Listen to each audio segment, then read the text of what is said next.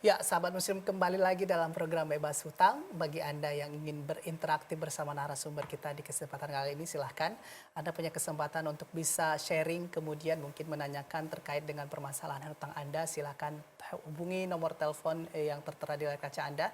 Anda juga silahkan bisa SMS atau bisa juga bagi para pendengar radio Arisalah ya 95,7 FM untuk bergabung tentunya bagi warga Tanjung Morawa, Lubuk Pakam, Deli Serdang dan sekitarnya, sahabat muslim. Nah, sahabat muslim, tadi kita sudah dengarkan ya bagaimana titik balik dari Bang Zai yang menceritakan bagaimana beliau meyakinkan diri untuk hijrah, kemudian yakin bahwa rezeki sudah disiapkan oleh Allah Subhanahu wa taala karena kita berhijrah untuk menjadi lebih baik begitu ya. Nah, pertama sekali Bang, ketika Abang memutuskan berhijrah, kemudian yakin bahwa rezeki tetap ada yang sudah disiapkan oleh Allah Subhanahu wa taala. Siapa yang paling meyakinkan Abang waktu itu? Baik ya, sahabat muslim. Pertama kali saya hijrah itu yang sangat meyakinkan sekali sebenarnya teman-teman di sekitar saya gitu. Artinya istri sendiri kan memang belum begitu paham dengan hal ini gitu. Dan saudara-saudara apalagi gitu. Jadi memang itu tadi di mana lingkungan kita berada di situ yang membentuk pola kita sebenarnya. Di kemarin tuh saya jumpa seorang pengusaha yang memang luar biasa, artinya akses luar biasa, dia punya bisnisnya dan investasinya luar biasa, dan dia bilang ini tidak ada utang lagi gitu. Dia punya kolam pancing, dorsemir mobil, kemudian ada aulanya segala macam. Dia bilang ini saya nggak ada lagi utang nih. Ini dari mana caranya Pak? Ya saya dulu diceritakannya dia dulu juga di Lembah Hitam dengan bergelut dengan utang dan riba. Alhamdulillah sekarang dia riba keluar dari situ dan sekarang nggak lagi. Itu yang membuat saya motivasi, loh bisa gitu rupanya? Ya bisa katanya. Nah teman itulah yang memotivasi saya. Kalau Bapak ingin keluar dari utang Bapak, Bapak bisa juga Pak katanya. Kalau bisa gitu, iya. Ya Bapak harus berani hijrah katanya. Nggak mungkin Pak, saya kan bergelut modal nanti dari mana segala macam. Ya ini contohnya saya bisa katanya. Dia sangat meyakinkan sekali gitu. Jadi saya juga melihat di tempatnya juga saya menyaksikan yang dikatakan itu memang benar gitu. Nah makanya saya beryakin insya Allah saya juga bisa gitu. Oke, waktu itu kalau boleh tahu, apakah pada posisi Abang sudah kolab pada perusahaan atau memang perusahaan waktu itu baik-baik saja sebenarnya, namun pada satu titik Abang mendapatkan hidayah begitu ataupun mendapatkan satu titik Abang menyadari bahwa yang Abang lakukan salah? Iya, pada waktu itu perusahaan kita aman-aman saja. Artinya usaha kemudian orderan pada waktu itu bahkan lagi banyak-banyaknya gitu. Waktu itu kan memang 5 tahun yang lalu itu lagi caleg-calegnya ya. Jadi orderan spanduk caleg itu luar biasa sampai kita stop ya. gitu, nggak bisa nerima lagi. Tapi yang saya rasakan, kenapa saya tertarik dengan yang dikatakan teman saya tadi itu, dengan yang dibilang akibat dari utang itu bla bla bla bla katanya kan. Saya rasakan gitu yang dibilang itu, tabiat-tabiat buruk utang yang diceritakan itu. Salah satunya ya kerjaan banyak, duit nggak ada gitu, nggak nampak gitu. Yang nampak itu utang gitu. Begitu jatuh tempo, utang nagih terus. Sementara duit kita nih banyak nih, duit kita nih banyak nih yang sakitnya nih. Duit kita tuh banyak tapi beredar di luar gitu.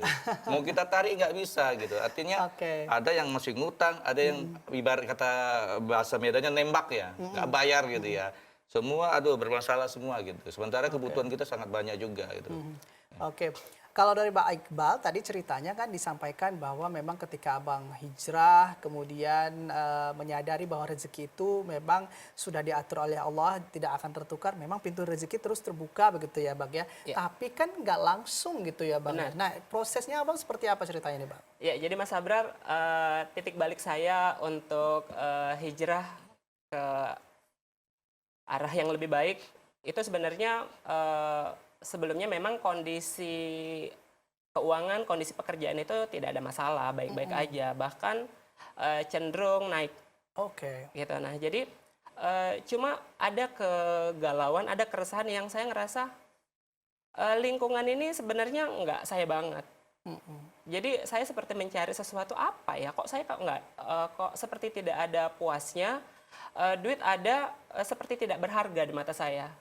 Jadi mau ini mau itu gampang sekali orang mau minta tolong sama saya pinjam. Nahnya itu gampang sekali sampai di suatu titik saking gampangnya memberikan uang kepada teman-teman, rekan bisnis dalam bentuk pinjaman atau apa gitu kan, yang mengakibatkan saya itu kok drop, bahkan saya kok nggak punya apa-apa nih gara-gara terlalu baik sama orang, terakhir orang pada ngakalin semua yang membuat saya itu jadi bingung sendiri gitu kan. Nah, jadi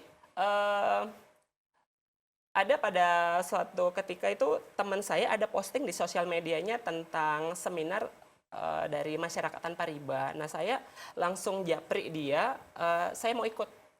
Nah, setelah saya ikut, selesai acara seminar itu, nah di situ titik balik saya benar-benar fix saya harus keluar dari tempat saya bekerja. Padahal sebelumnya semua keluarga, orang tua, mertua, bahkan ada teman-teman dan sanak saudara yang mungkin dari pengajian selalu mengatakan ke saya, atau bahkan istri saya suka sakit hati kalau misalkan sepupu-sepupunya bilang, apa si kakak bilang resign aja dari pekerjaannya karena itu riba dan riba, that's it. Artinya tidak ada penjabaran riba secara detail. Jadi saya juga, alah mungkin dia karena iri aja dengan rezeki saya, seperti itu. Nah, pada saat saya keluar dari pintu seminar, clear pekerjaan saya itu riba, dan saat itu saya berani ganti baju dan saya keluar dari pekerjaan saya, meninggalkan teman-teman saya, sahabat saya yang mereka sampai sekarang pun masih nyari saya nih, gitu kan. Jadi dari situ clear, saya mau ngapain nih setelah itu. Nah, jadi setelah itu barulah saya coba mulai berusaha. Memang tidak langsung sukses ya. Saya juga bermula dari pedagang kaki lima. Jadi kalau misalkan Mas Abrar sekitar beberapa bulan yang lalu itu mungkin kalau lewat jalan Abdullah Lubis Medan di Masjid Al Jihad, itu saya ngemper Mas di pinggir jalan, menjajakan dagangan saya jualan rendang, jualan pulut, eceran gitu. Nah, memang itu prosesnya. Nah, pada saat kita ngerasa itu masih belum berhasil, coba nih cari lagi, tiba di satu titik saya sempat tidak setuju. Waktu itu istri bilang, "Pak, kita bisnis madu yuk," gitu. Saya bilang, nggak usah lah, kita buat sendiri, kita ciptakan brand sendiri, dengan percaya dirinya bahwasannya saya mampu nih ciptakan brand sendiri. Gitu. Itulah sebelumnya saya jual produk rendang kemasan. Nah, sampai beberapa bulan akhirnya saya ngerasa jenuh, capek karena produksi sendiri, ngolah sendiri, dagang sendiri. Artinya tidak efisien waktu yang kita gunakan. Nah, akhirnya di satu titik posisi istri drop karena kondisi bisnisnya seperti terzolimi oleh kompetitornya. Nah, dari situ saya ngelihat sepertinya ada peluang sangat bagus nih dari bisnis istri saya. Nah, saya bilang sama istri saya, oke, bisnis kamu saya yang akan kembangkan, gitu. Nah, terciptalah produk sarang madu, brand kita, walaupun kita itu barangnya tidak ngolah sendiri, kita ngambil gitu kan Mas. Sarang madu premium itu brand kita. Nah, awal mulanya itu kita mulai dari 20 box, artinya dalam satu hari bisa laku 10 box sampai 20 box, itu udah sujud syukur alhamdulillah gitu Mas. Nah, seiring waktu berjalan, banyak relasi yang tahu, kita juga aktif mempromosikan. Dari bisnis itu mengalir, ternyata tiba-tiba ada orderan 50 box. Alhamdulillah lagi gitu Mas Abrar. Nah, 1 minggu kemudian ternyata tiba-tiba ada orderan datang 100 box. Waduh, tambah bersyukur lagi. Nah, seminggu yang lalu kita kebanjiran rezeki itu orderan sekitar 1.400 box. Nah, di situ sampai istri juga bingung, gimana nih Pak gitu, sanggup nggak ngelayanin. Nah, update terakhir sampai tadi malam itu fix saya dapat orderan dari satu orang pengusaha di kota Binjai yang dia sudah blok saya punya produk itu, Bang, saya pesan produk kamu, madu premium kamu itu 6.000 per bulan. Nah, jadi sampai istri saya itu pulang tidak bisa berkata-kata, "Pak, ini apa?" Seperti itu. Nah, makanya saya pastikan sama istri saya bahwasan inilah rezeki Allah yang ibaratnya benar-benar berkah berkelimpahan itu ya ini bentuknya. Karena kalau misalkan kemarin saya tidak melangkahkan kaki hijrah, segetol apapun saya bekerja stuck Mas.